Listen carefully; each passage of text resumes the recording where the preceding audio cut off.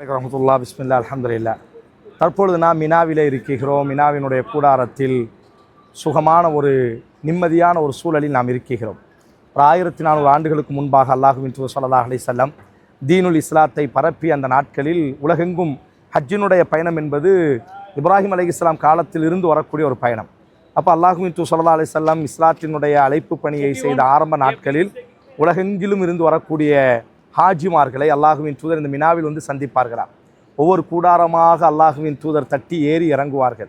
உங்கள் நாட்டிற்கு என்னை அழைத்து செல்லுங்கள், லா இலாஹ இல்லல்லாஹ் படைத்த ஒரே இறைவனை மட்டும் வணங்க வேண்டும் என்ற அந்த கொள்கையை உங்கள் நாட்டில் வைத்து நான் உலகெங்கும் பரப்ப வேண்டும் என்று ஆசைப்படுகிறேன் என்று ஒவ்வொரு கூடாரமாக மக்கா மிக கடுமையான நெருக்கடிகளை ஏற்படுத்திய பொழுது அல்லாஹுவின் தூதர் மினாவிலே ஒவ்வொரு ஹாஜிகளினுடைய கூடாரத்தையும் அல்லாஹுவின் தூதர் தட்டி அல்லாஹுவினுடைய மார்க்கம் பரவுவதற்காக இந்த கூடாரங்களை எல்லாம் ஏறி இறங்கினார்கள்.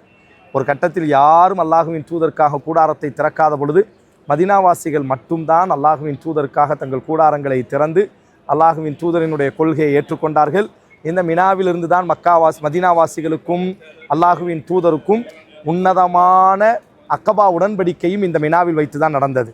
அல்லாஹுவின் தூதர் மதீனாவுக்கு பயணப்படுவதற்கான ஏற்பாடுகள் எல்லாம் இந்த மினாவில் வைத்து தான் ஒப்பந்தம் ஏற்படுத்தப்பட்டது. அல்ஹம்துலில்லாஹ், அன்றைக்கு அல்லாஹுவின் தூதர் இந்த தீனுக்காக ஒவ்வொரு கூடாரமாக ஏறி இறங்கினார்கள்.